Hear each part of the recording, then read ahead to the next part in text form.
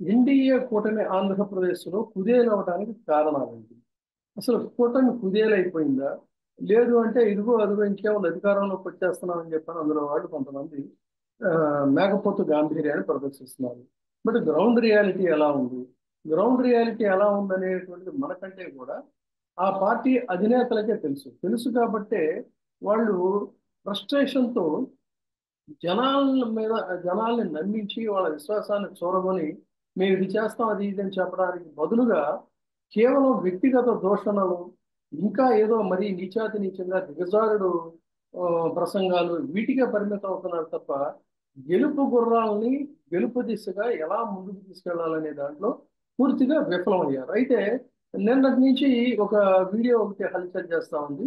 వాళ్ళ టీడీఎల్పీ కార్యాలయంలో TDLP cell కార్యదర్శి, ఎలక్షన్ సెల్ కార్యదర్శి ఈ సురేష్ చౌదరి అనే అతను ఒక ఇది ప్రజెంటేషన్ ఒకటి ఇస్తూ దాంట్లో మొత్తం కూడా ఎక్కడెక్కడ నియోజకవర్గాల వారిగా పరిస్థితులు ఎలా ఉన్నాయి ఏంటి అని చెప్తూ అతను తన ప్రసంగంలో చెప్తుంది ఏంటంటే తన ప్రజెంటేషన్లో 147 స్థానాల్లో వైసీపీ బలంగా ఉందని, 28 స్థానాల్లో మన పరిస్థితి మరీ దారుణంగా ఉందని, అదేవిధంగా కడప కర్నూలులో 10 లక్షల ఓట్లు అదనంగా ఉన్నాయని, వీటిని అధిగమించడం ఎలా అని ఇలాంటిది ఏదో పవర్ పాయింట్ ప్రజెంటేషన్ ఇస్తుంటే మరి ఆ వీడియో అది ఎలా బయటకు వచ్చిందో ఏంటో అదైతే ఫేక్ వీడియో అని చెప్పి ఉపయోగించడానికి వీలు చాలా స్పష్టంగా అది కనిపిస్తుంది. అయితే ఇది పెద్ద నిన్నంతా కూడా వైరల్ అయింది కానీ నా ఉద్దేశంలో దీనికి అంత పెద్ద ప్రాచుర్యము ప్రాధాన్యం ఇవ్వాల్సిన అవసరం లేదనేది చెప్పడం కోసమే ఈ మాట చెప్తున్నాను నేను.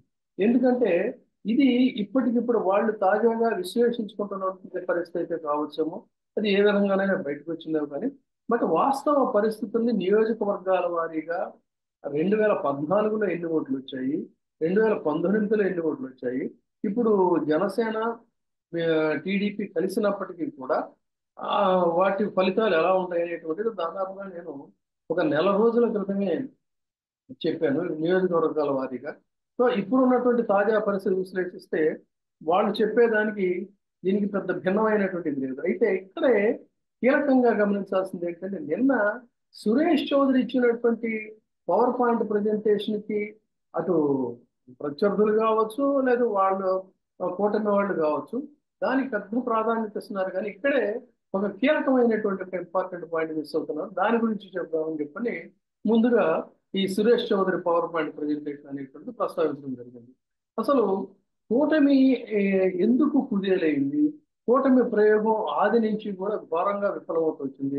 ఈ రోజుకి కూడా నామినేషన్ల పర్వం మొదలైన తర్వాత కూడా ఇంకా అభ్యర్థులను మార్చుకుంటూ పోవడం, అనేక చోట్ల తిరుగుబాట్లు, బొజ్జగింపులు ఇవన్నీ జరుగుతూ ఉంటే అసలు కూటమిలో సయోధ్య ఉందా? కూటమిలో ఆ, నాయకులు మాట్లాడుకోవటాలు, వాళ్ళ స్ట్రాటజీస్ ఇవన్నీ జరుగుతున్నాయా? ఇది జరిగినప్పుడే కదా ఓట్ షేరింగ్ అనేటువంటిది జరిగేది. అసంతృప్తులను బుజ్జగించి ఐక్యంగా ఒక తాటి మీదకి తెచ్చినప్పుడే కదా జరిగేది. మరి ఆ దిశగా ప్రయత్నాలు జరుగుతున్నాయంటే ఇంకా సీట్ల మార్పులు చేర్పుల వ్యవహారాల్లోనే ఇది జరుగుతూ ఉంది. సరే ఆ సంగతి అలా ఉంచినట్టయితే ఈ సురేష్ చౌదరి ప్రకటన కంటే కూడా అత్యంత కీలకమైనది ఏమిటి అన్నట్లయితే తెలుగుదేశం పార్టీకి స్ట్రాటజిస్ట్ గా పనిచేస్తున్నటువంటి రాబిన్ శర్మ తను చాలా క్లియర్ కట్ గా కేటగారికల్ గా ఒక రిపోర్ట్ సబ్మిట్ చేసినట్టు తెలుస్తుంది. అయితే రాబిన్ శర్మ అసలు ముందు రాబిన్ శర్మ ఎవరు అని అంటే ఇప్పుడంతా కూడా వ్యూహకర్తల వ్యవహారమే కదా. ఇది చాలా మందికి రాజకీయ స్పృహ ఉన్న వాళ్ళందరికీ కూడా తెలుసు.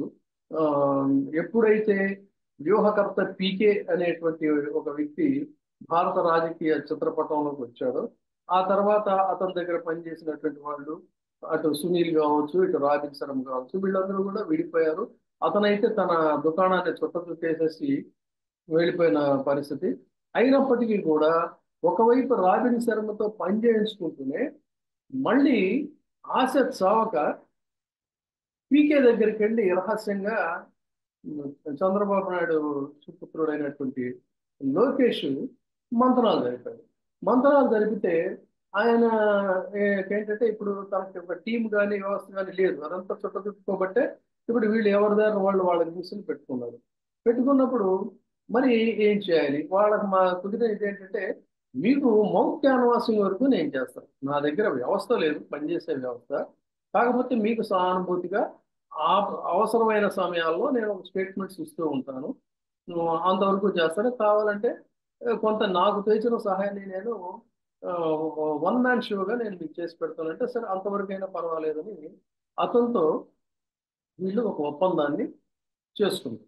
చేసుకున్న దరిమిలా ఏమైంది అని అంటే అతను ఒకటి రెండు సార్లు స్టేట్మెంట్స్ ఇవ్వడం ఆ, అది ఏదో అతను ఇండివిజువల్గా ఇచ్చిన స్టైల్లో ఇచ్చాడు. కాకపోతే తాజాగా మమతా బెనర్జీ చాలా విస్పష్టంగా పీకే మాతో ఆ, లేడు, మాకు పనిచేయడం లేదు, టీడీపీకి మాత్రం అతను హెల్ప్ చేస్తున్నాడు, అతను టీడీపీతో పనిచేస్తున్నాడు అని ఆవిడ కుండబద్దలు కొట్టారు.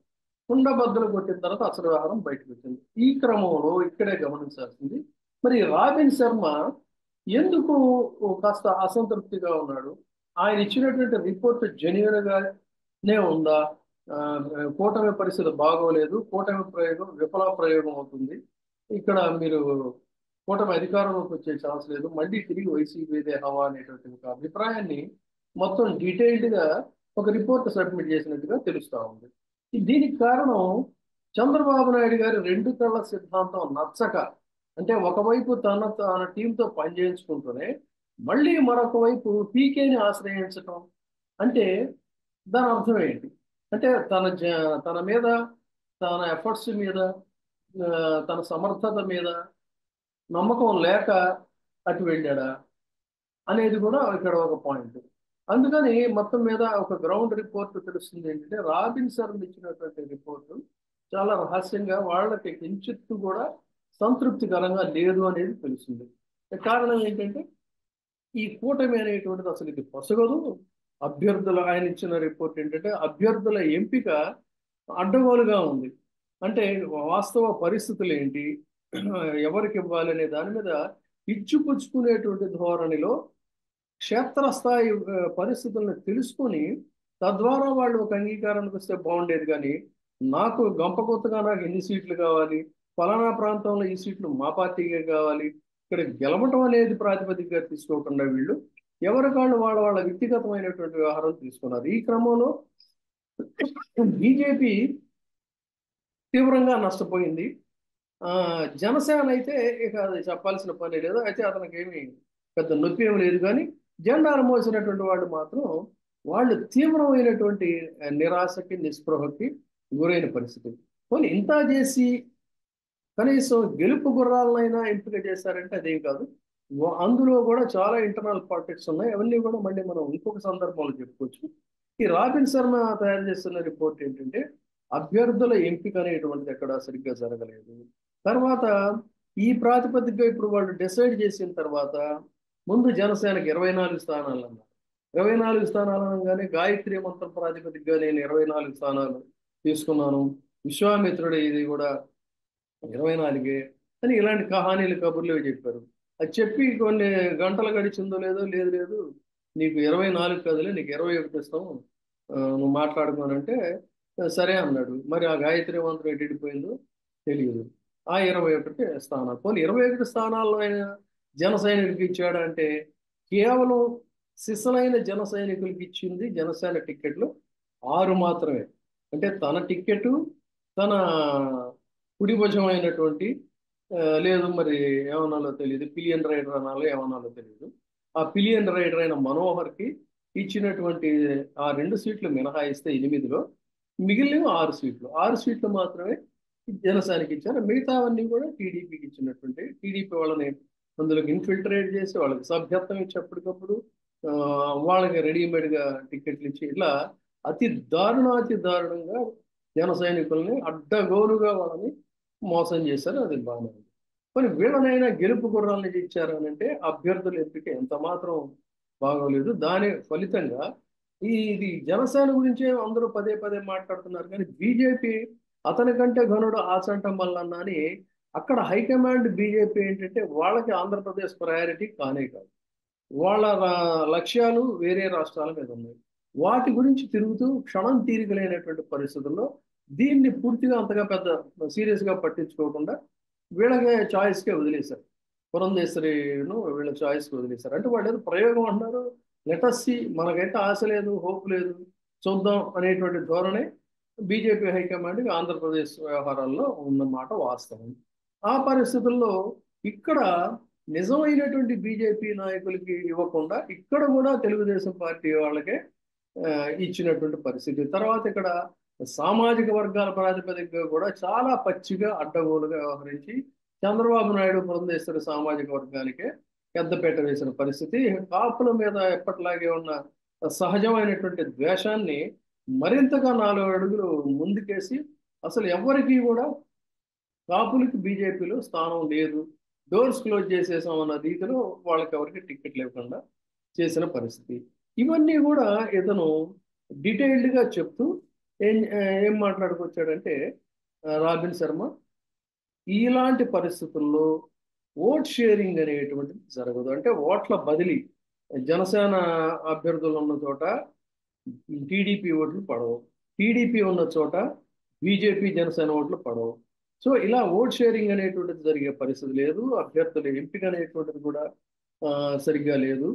కాబట్టి ఓవరాల్గా చూసుకున్నప్పుడు ఏంటంటే వీళ్ళు అవి వచ్చేస్తాయి ఇవి వచ్చేస్తాయి అనేది వాళ్ళకి అనుకూల మీడియా ద్వారా చెప్పించుకుంటున్నారు. కానీ బట్ గ్రౌండ్ రియాలిటీ అక్కడ ఉన్నటువంటి ముఠాలు మఠాలు కుమ్ములాటలు ఇవన్నీ చూసుకున్నప్పుడు మహా గెలిస్తే ఇటు జనసేనకు ఉన్నటువంటి 21 సీట్లు, అటు బీజేపీకి ఉన్నటువంటి 10 సీట్లు మొత్తంగా చూసుకున్నట్లయితే ఇందులో మహా వస్తే ఒక 5-6 సీట్లు మించి రావు.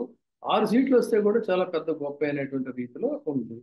అలాంటి పరిస్థితుల్లో మరి ఇక తెలుగుదేశం పార్టీకి మిగిలినటువంటి 144 స్థానాల్లో మొత్తం అధికారం చేపట్టాలంటే ఎన్ని సీట్లు రావాలి? అవి ఒక 5-6 కలుపుకుంటే ఇక్కడ కనీసం ఒక 70-80 లేదు 76-77 సీట్లు రావాలి. ఇటు ఒక 77 వస్తే అటు వస్తే అప్పుడు బొటాబొటిగా అధికారాన్ని కైవసం చేసుకునేటువంటి అవకాశం ఉంటుంది. మరి ఇది ఎంత అందని ద్రాక్ష పండుగ ఉందో చూడండి, ఎంత సుదూరమైనటువంటి అవకాశాలు ఉన్నాయి. సో ఇవన్నీ కూడా ఈ రాబిన్ శర్మ చాలా కేటగారికల్గా రిపోర్ట్ ఇచ్చాడు. ఈ రిపోర్టుని వీళ్ళకి నచ్చల. వీళ్ళు అనుకుంటుంది ఏంటంటే పీకే అంటే ప్రశాంత్ కిషోర్ని ఇందులో మనం ఇన్వాల్వ్ చేసామనేటువంటి దీంతో ఇతను ఈ విధంగా వ్యవహరిస్తున్నాడు అని చెప్పి అప్పటిదాకా ఉపయోగించుకున్న అతని మీద ఎప్పటిలాగా యూజ్ అండ్ త్రో పాలసీలో అతని మీద ఒక తీవ్రమైనటువంటి అసంతృప్తిని వ్యతిరేకతని వ్యక్తం చేస్తున్నారు. ఇవన్నీ కూడా అంతర్గతంగా తెలుగుదేశంలో ఉన్న వ్యవహారాలు తెలుసుకొని ఆ రిపోర్ట్స్ ప్రాతిపదికగానే నిన్న ఈ కిషోర్ చౌదరి అనేటువంటి వ్యక్తి సురేష్ చౌదరి అనేటువంటి వ్యక్తి తన పవర్ పాయింట్ ప్రజెంటేషన్లో 147 స్థానాల్లో చాలా బలహీనంగా ఉన్నాం, అదేవిధంగా కడప కర్నూలులో మనకంటే 10 లక్షల సీట్లు వాళ్ళకు అదనంగా ఉన్నాయి, 28 సీట్లలో మరీ బలహీనంగాను. ఈ రిపోర్ట్స్ అన్ని కూడా అతనేదో కొత్తగా కనిపెట్టింది అయితే కాదు. ఇది ఖచ్చితంగా రాబిన్ శర్మ ఇంచుమించుగా తయారు చేసినటువంటి రిపోర్ట్ని అట్టు తిరగేసినట్టుగా ఇతను ప్రజెంట్ చేశాడు అనేటువంటిది తెలుగుదేశంలో ఉన్నటువంటి అంతర్గత వర్గాల భోగట్ట.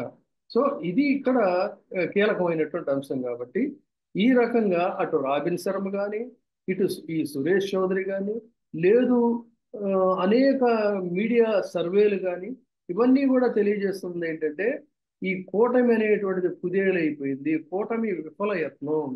ఈ ఎటువంటి పరిస్థితుల్లో కూడా కనీస స్థాయిలో అధికారానికి చేరువలో కూడా రాలేనటువంటి పరిస్థితుల్లో తిరిగి మళ్ళీ వైసీపీదే అధికారం. అర్బన్ ఏరియాలో అంటే empty vessels make much noise అంటారు. ఆ విధంగా ఇది ఎంటీ వెసల్స్ అని చెప్పాను అన్నాను, కానీ urban vessels make much noise అన్నట్టుగా అర్బన్ ఏరియాలోనూ వాళ్ళకు ఉన్నటువంటి మీడియా ప్రభావం కావచ్చు, లేదు అంటే ఈ కొన్ని గ్రూప్స్ కావచ్చు, వాళ్ళందరూ కూడా పెద్ద ఎత్తున అల్లరి చేస్తున్నారు. అయిపోయింది వైసీపీ పైన, అయిపోయింది. కానీ అసలైనటువంటి ఓటు, సిసలైనటువంటి ఓటు, సైలెంట్ ఓటు అనేటువంటిది రూరల్ ఏరియాస్లో ఉంది. అంతేకాకుండా ఇప్పుడు అర్బన్ ఏరియాస్లో కూడా ముఖ్యంగా గోదావరి జిల్లాలో కానీ అటు వైజాగ్లో కానీ చాలా గ్రాఫ్ అనేటువంటిది వైసీపీకి పెరిగినట్టుగా స్పష్టమైనటువంటి రిపోర్ట్స్ వస్తున్నాయి. ఇటువంటి పరిస్థితుల్లో కూటమి కుదేలవటానికి గల కారణాలు ఏంటనేదాన్ని మళ్ళీ ఇంకొంచెం డీటెయిల్డ్గా తర్వాత మాట్లాడుకుందాం. ప్రస్తుతం అయితే కూటమి కుదేలైపోయడానికి కారణం ఒక విఫల యత్నం ఇది. ఎందుకనంటే అభ్యర్థుల ఎంపిక కానీ, అవగాహన రాహిత్యంలో ఇంటర్నల్ పాలిటిక్స్ కానీ, ఇవన్నీ ప్రధాన కారణాలుగా మనం చెప్పుకోవచ్చు.